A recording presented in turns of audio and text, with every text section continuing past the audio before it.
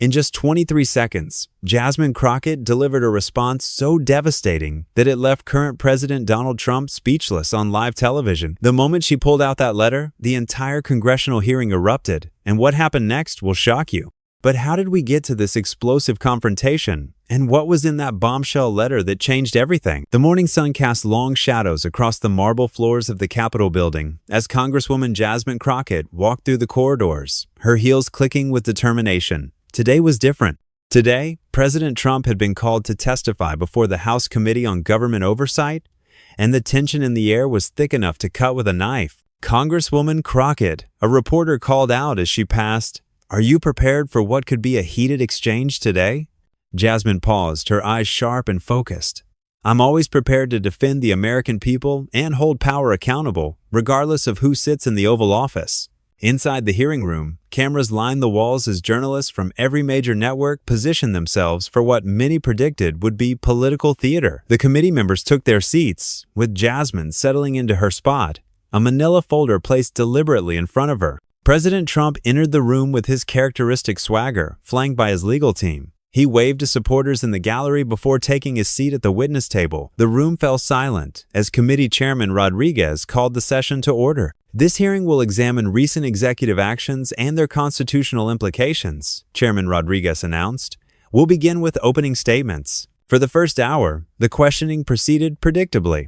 Republican members lobbed softball questions while Democrats pressed harder on policy details. Trump fielded most questions with his usual bravado, often deflecting or launching into tangential rants about his achievements. Then, it was Jasmine's turn.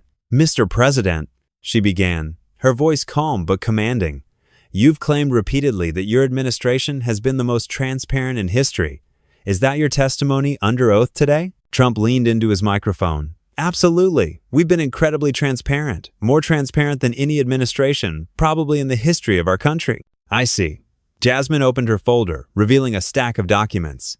"Then perhaps you can explain why your administration has invoked executive privilege over 300 times in the past year alone, blocking Congress from accessing documents that are clearly within our constitutional oversight authority?"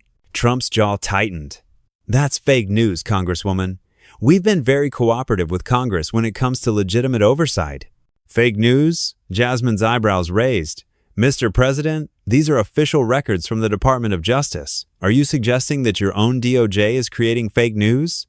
The room began to stir as Trump's face reddened. "Look, I don't know what documents you're looking at, but I can tell you that we've been more cooperative than Obama, more cooperative than Bush, more cooperative than any president. Mr. President, I'm not asking about other presidents. I'm asking about your administration's specific actions." Jasmine's voice remained steady. "Can you explain why executive privilege was claimed over routine budget documents that Congress has traditionally received without issue?" Trump slammed his hand on the table. "I don't have to explain anything to you. The executive branch has rights, okay? We have constitutional rights to protect sensitive information." "Sensitive information?" Jasmine repeated slowly. "Are budget allocations for office supplies sensitive national security information, Mr. President?" The gallery erupted in murmurs and whispers. Trump's lawyers leaned in to whisper urgently in his ear, but he waved them away. "You know what your problem is, Congresswoman?" Trump pointed directly at Jasmine. "You don't understand how government works. Maybe if you spent less time grandstanding and more time actually learning about executive powers, you'd understand why presidents need to protect certain information." Jasmine smiled slightly, a dangerous glint in her eyes. "Mr. President, I graduated magna cum laude from law school and served as a civil rights attorney for over a decade before coming to Congress. I think I have a fairly solid understanding of constitutional law." "Well, maybe you do, maybe you don't," Trump shot back. "But understanding the law on paper and understanding how to actually run a government are two very different things. Some people are book smart, but not street smart. You know what I mean?" The insult hung in the air. Several committee members shifted uncomfortably in their seats. Jasmine remained perfectly composed. "Are you questioning my intelligence, Mr. President?" Trump's eyes lit up with a familiar combative gleam. "I'm just saying that there's a difference between classroom knowledge and real-world experience. I mean, I went to Wharton, one of the finest business schools in the world. I built a multi-billion-dollar empire. I became president of the United States. Some people have it, some people don't." "I see." Jasmine's voice was dangerously quiet. So, you believe intelligence can be measured by business success and political achievement? Among other things, sure, IQ is very important. Some people have high IQs. Some people have low IQs. It's just a fact. The room was dead silent now. Every camera was focused on this exchange. Jasmine leaned forward slightly. Well, Mr. President, since you've brought up IQ and intelligence testing, would you be willing to take an IQ test right here, right now, on live television? Trump's eyes widened momentarily before his trademark smirk returned.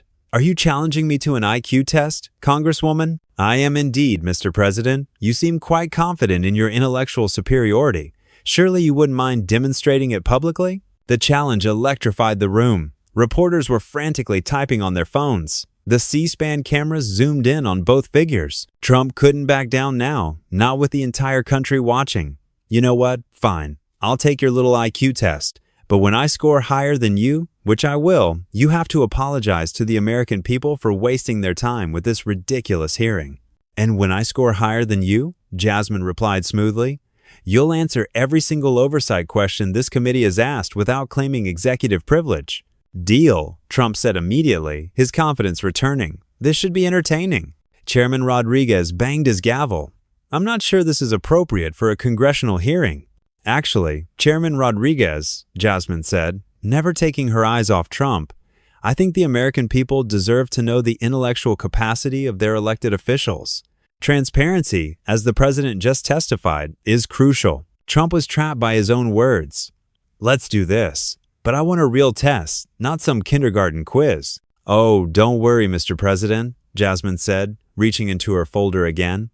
I have something much more interesting than a standardized IQ test. She pulled out a single sheet of paper, holding it up so the cameras could see the official letterhead. What I have here is a letter, a very specific letter that I think will demonstrate exactly the kind of intelligence and attention to detail that real leadership requires. Trump squinted at the document.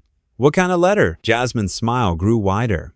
This, Mr. President, is a letter that your administration sent to my office just 3 days ago. A letter that contains a very curious error. An error that speaks volumes about the intellectual rigor of your current administration. The tension in the room ratcheted up another notch. Trump's lawyers were whispering urgently now, but their client was too committed to back down.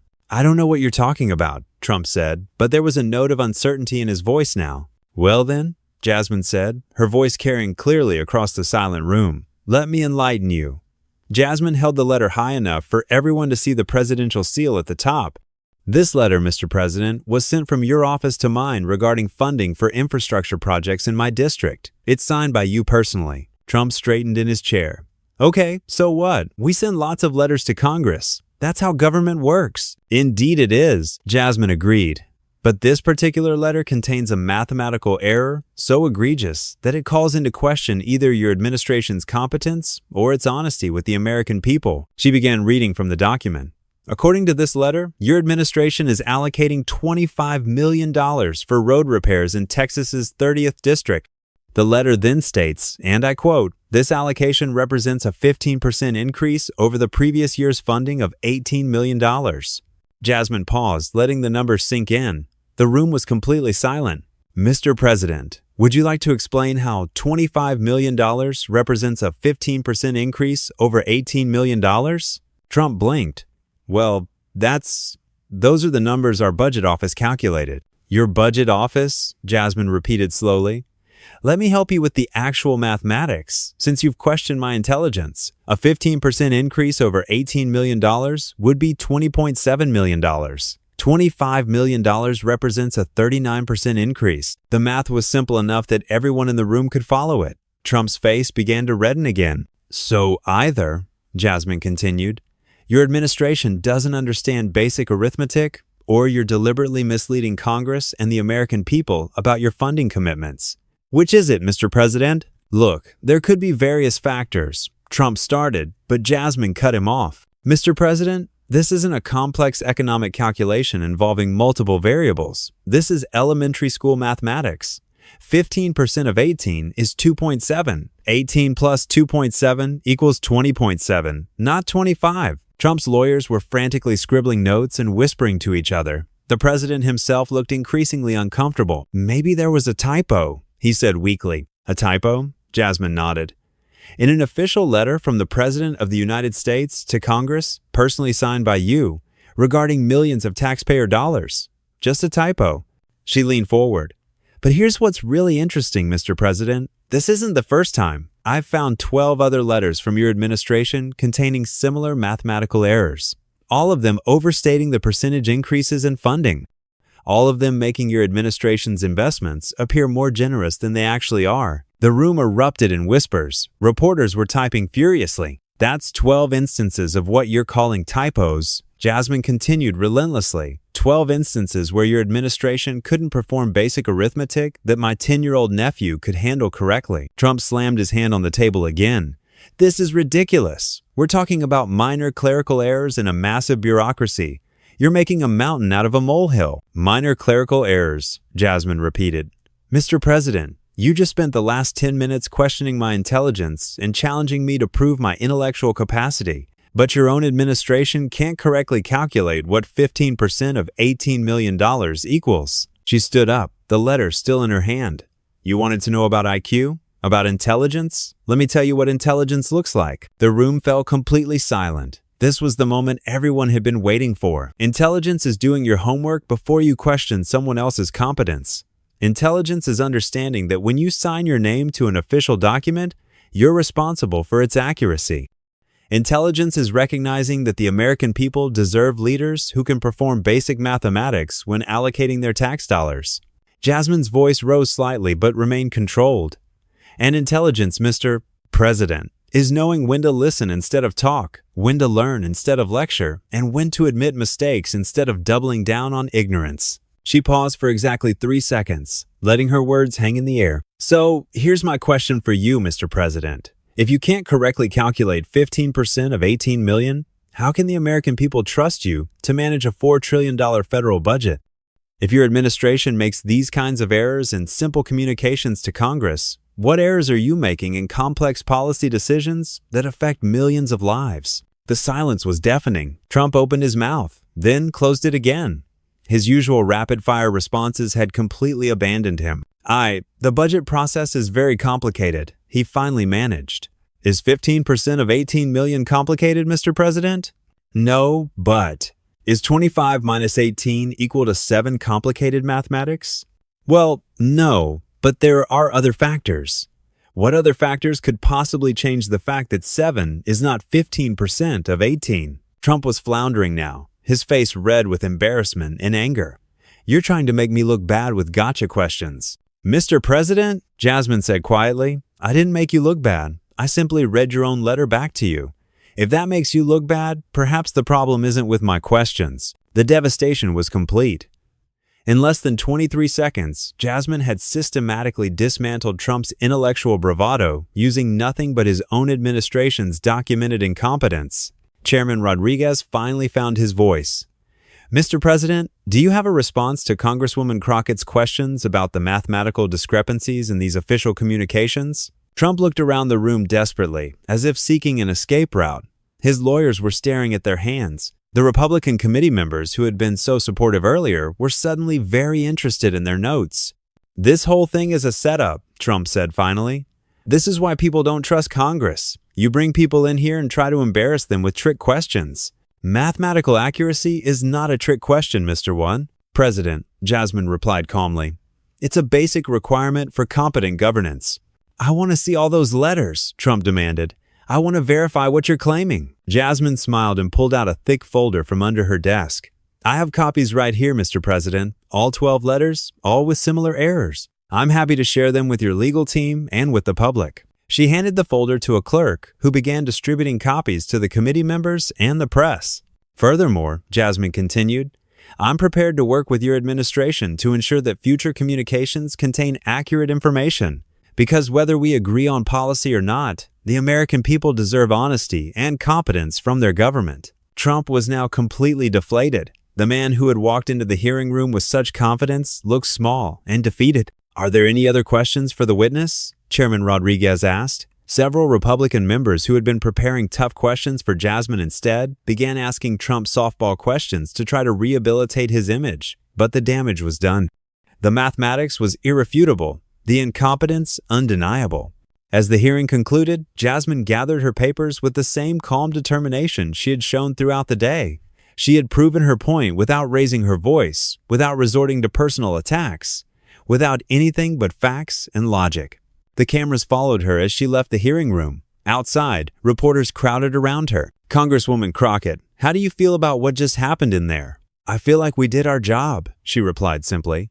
Congressional oversight means holding the executive branch accountable for accuracy and competence.